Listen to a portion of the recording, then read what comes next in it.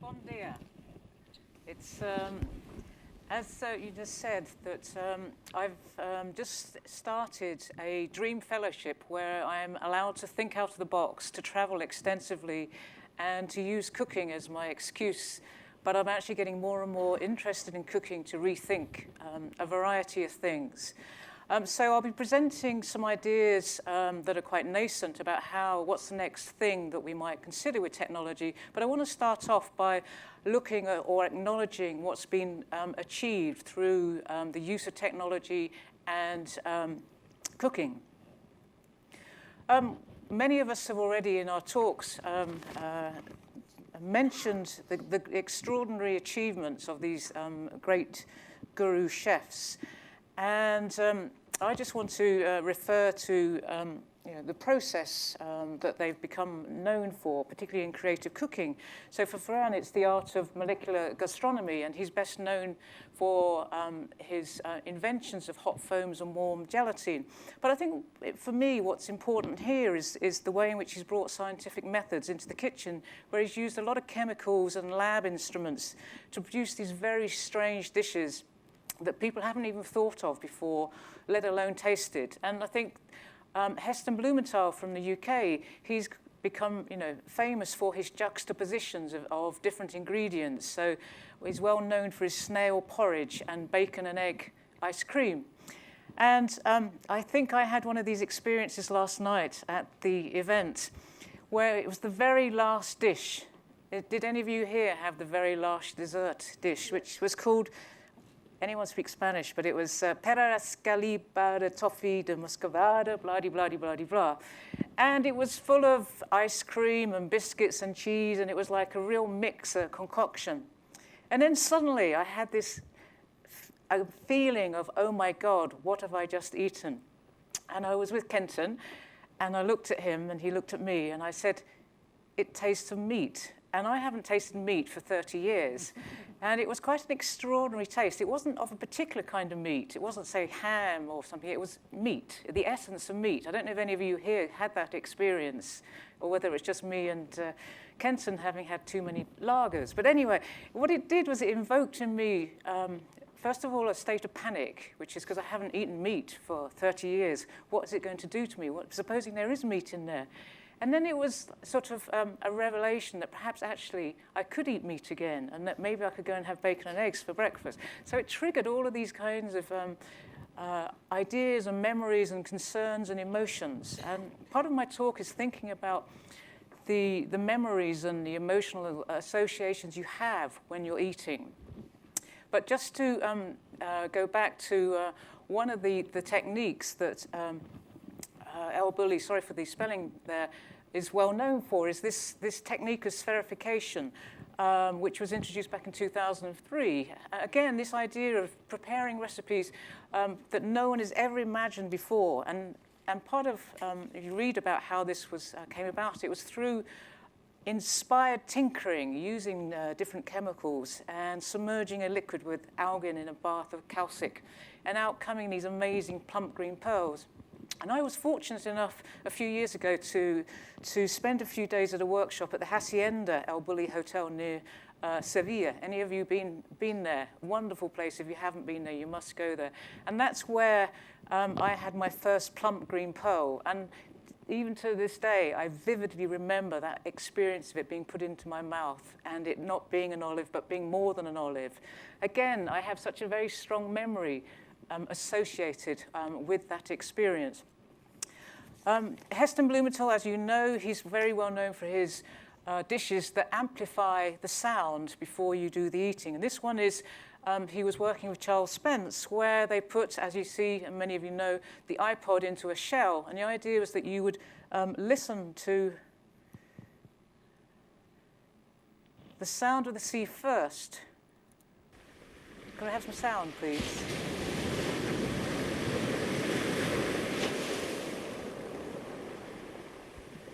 And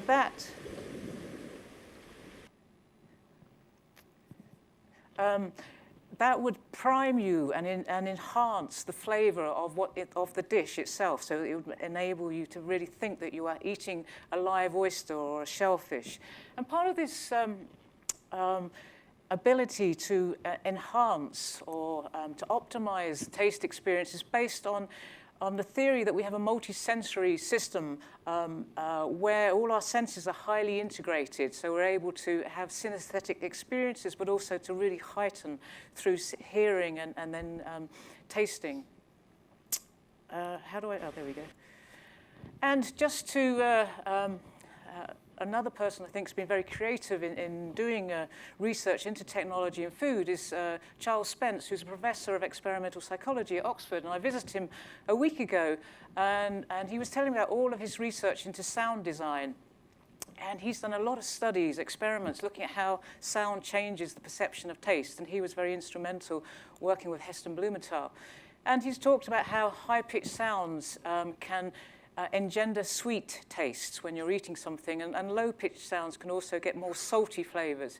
And then whilst I was visiting him, he was telling me, and this is a theme that we've brought up today about crunchiness, that you could, eating crisps that sound crunchy makes them taste better. So he's saying that he's been developing the bags that you put crisps in so that they sound even crunchier. And it's that just enhancing it. So just to, I found it quite difficult to understand what he was meaning. So he got some different bags of crisps, and we tried them out, and lo and behold, I've only got a video here of Neil eating crisps. Can we have some sound?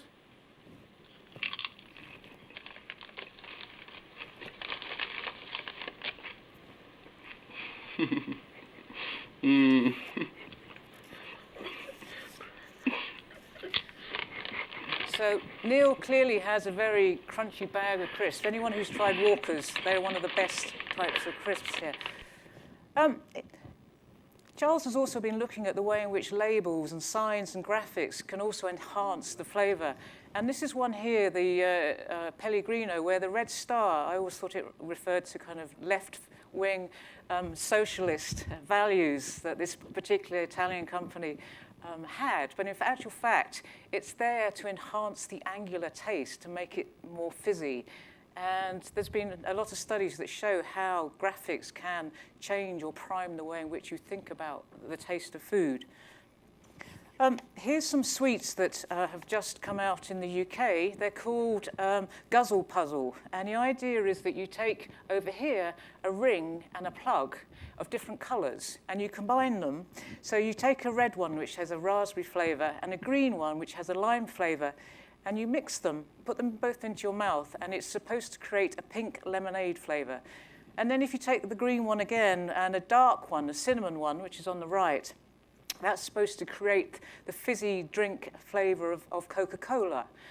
And here the idea is that we're using our mouths, if you like, as a chemistry lab. But also I think it's the very suggestion to say to you that if you take this one and that one, it'll induce this or change it into a particular flavor. So you're already primed for that.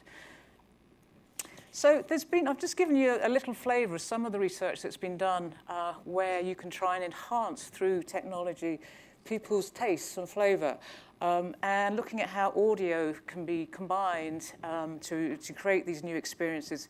But what else might we do? And that's where my research comes into it. And I'm only just beginning to think about it, but I'm focusing not so much on that single isolatory experience that you can just have a wow moment, but to thinking about food memories and how you might chain those. And when you have a really powerful taste like I did last night with the dessert, what happens to it? Does it just go into our memory bank, or do we somehow chain it with other ones? And this is where I draw from Proust's À la recherche du temps perdu, where he talks about involuntary memory that can be triggered. And the famous example is of the Madeleine biscuit, where he says, no sooner had the warm liquid mixed with the crumbs touched my palate than a shudder ran through me, and I stopped intent upon the extraordinary thing that was happening to me. And this is what I'm interested in tapping into when people have these extraordinary meals that are made by these great chefs and taste experiences they've never had before. What happens to them next? Do they talk about them with each other? And do they revisit them? And even 20 years on, is it still something that's there? And what might we do with these, and how might we kind of interplay with different designs of technology? So I did say it's very nascent, but I'm trying to think about focusing on this. and how we might tap into those to design new food experiences. So this is where I switch into one of my previous projects, and you'll see why and how it will fit into it. This summer, I was working on developing an ensemble of technologies to enable a whole range of people, from kids to elderly people to local volunteers, to discover more about their local history in a cemetery in Cambridge, UK. And so we developed a range of technologies that would allow them to discover more about who had died there and what they died of, and the sort of history, the social history behind it. So what's behind the inscriptions when you go into a graveyard? And as I said, we did this by designing a range of technologies. And so when they were outdoors, we gave them iPads and smartphones, and they could look up stuff on databases, take pictures, and find out a bit more, but also to capture things. Now, this is nothing out of the ordinary. There's lots of projects that have been done where they've been given smartphones to allow them to find out things in situ, in context. Where we slightly changed the design of the project was we also gave them access to a range of technologies indoors, to an adjacent building to this cemetery. So they could wander around outdoors, but then they could go indoors. And indoors, we had a tabletop surface. We had access to a variety of laptops. And also, you can see a live feed up in the left-hand corner where someone was wandering around tracking kids or participants outdoors, and those indoors could see that. So we ran a number of trials for groups of up to 20, sometimes 25, and then they broke up into smaller groups. Some of them wandered around the cemetery taking pictures, and others were indoors. And we allowed them to text each other and to send photos. And it was very lightweight as to how they were able to access these technologies. And on the tabletop, we had a bird's eye view of the cemetery and where all of the different gravestones were. And they could zoom in and out, and they could click on some of these blobs, which showed them more information about who died there and what they died of, and so on.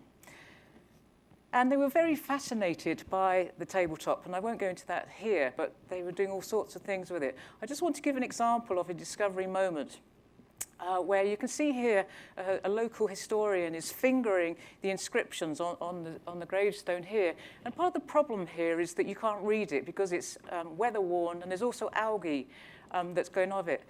And so it's actually a very sensuous thing if you're using your finger to try and read. It's not quite the same as Braille, but there's something about doing that. Anyway, this particular group of local volunteers who are very interested in the history, they spent a couple of hours out there finding out more about particular people. And then they came in, and this is where one of the Proustian moments happened. You can see our friend, the man with the suit on the left, and he's just writing some notes up. And then once he's done that, he walks towards the tabletop, and someone else is just interacting with that and touches one of the blobs, and up pops information about John Robert Seeley. And he was a well-known historian of the British Empire in Cambridge. And this guy here just couldn't believe it, because this particular man, Mr. Seeley, was his hero. And he jumps up and down. He's a really great man, and he's saying how various places in Cambridge have been named after him. But then he started going into these anecdotes about the dinner parties, or the infamous dinner parties that Mr. Seeley Brown used to have, where they would eat swan, and he would be very rude to his fellow guests.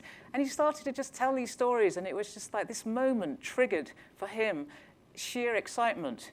And what he hadn't realized all this time was that he was buried in this particular cemetery. And so he couldn't wait to get back to the cemetery to see his hero. And for weeks afterwards, he would be telling lots of people that this is where he was actually buried. And so it was a very special moment for him. Okay, so that's just in a different area. But I want you to think now, well, how might we try and do that sort of designing technology so that we could invoke similar types of very rich memories and in the context of food and technology?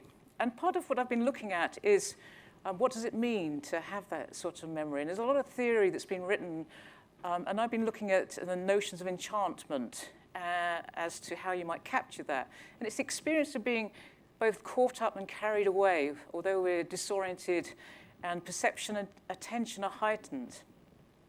And so my question is, how can these same kinds of enchantment be triggered by returning to our food experiences? These are some other technologies that I've been building. They're haptic devices, and it's for creating an immersive theatre experience for the blind and sighted. And that's another project. But again, the idea is to heighten someone's awareness and sense of being as they move around in the space. So I've done lots of developing of technologies. The thing here for me is to somehow think, how can I do it in this space of food and technology? So to begin with, I'm going to do some ethnographic studies and also interviews, and I'd love to come along to El Bulli if possible, but to focus very much on how this notion of food memories, how do we remember food, the dishes and the meals, and for how long? How do we talk to each other about them, and what triggers them? How long do they last? How can they be shared with each other? And how do you juxtapose those with the present, the ever-present of eating? And how can technology help in this process? And what does it mean to remember more your food? So here's just an idea that I'm thinking of, but I want to do the field work first before I come up with designs. But to use some augmented reality technologies where you allow groups. Again, it could be families, it could be children, it could be foodies, or it could be anyone who's interested in cooking. But the idea is that rather than just go to the restaurant, they could, just like in the cemetery, go off foraging, looking for items and getting more information, and then maybe even going shopping and bringing all of these ingredients together. But at the time, it's in real time, they're able to communicate to each other if they're in different parts if they're distributed. And also they're able to get more information there and then. They can take pictures. And then to allow them to cook together and to have these sequences or chains of memories that might be triggered whilst doing the cooking. And they don't have to be in the same physical location. They could be distributed geographically. And the idea is to use augmented reality and other technologies that people have referenced today in kind of creative ways. So you're getting a quite a different way of thinking about technology and food. Okay, I think at that point, because I know we're running over time, I will finish a little bit early. Thank you. Thank you very much. Are there any questions for Yvonne?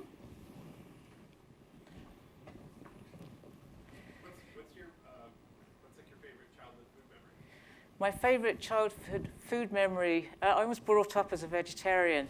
It's probably comfort food. So things like potatoes, baked beans. Why is that? Why did you ask that question?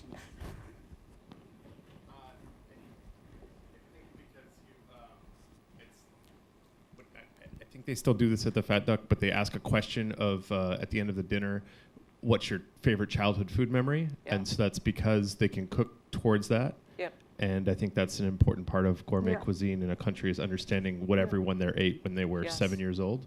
Yeah. And so they can create things like wine gums and crisps and Aero bars and things like that from based on that. So it's a good direction to go in. Yeah. No, I mean, it's a very important question, which is what I'm going to be asking. But I'd like to ask it in situ, where people are eating together and they can explain, rather than being on a stage and you have to suddenly come up with an answer off the top of your head, which could be quite personal. I could have said snails, but yes, I think doing that can be a very valuable way of trying to, in different cultures, and I think you're going to get very different ways of talking about food memories in Spain and Italy and in the States.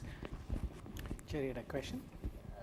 Intriguing talk. One of the questions I have, I wonder if you're going to look into it, is when you think about your favorite meal that you've had, perhaps when traveling or at your parents' house or whatever it is, and you want to recreate it. Yes. Can you ever? I mean, in terms of if you're talking about Proustian memory, can you? Sorry. Can you really recreate the food experience, or does memory amplify? Okay. the question was, can you ever really recreate that Proustian experience of the meal that you had, your favorite meal with your family, or does revisiting it change it? And I think the latter is true, because you've had so many other experiences and the context is different.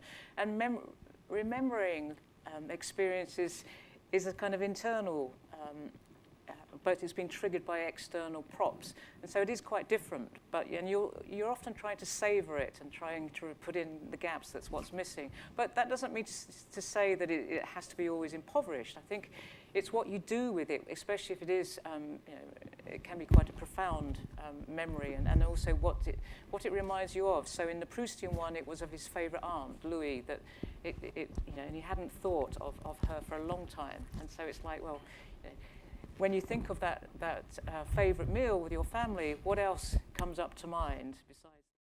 How you have a meal in a restaurant that was unbelievable, and you remember it and you talk about it, and then you go back and it's never the same. Yeah. Why is that? Why is it that Is when it you the go... restaurant, or is it the memory? It's the memory, I think.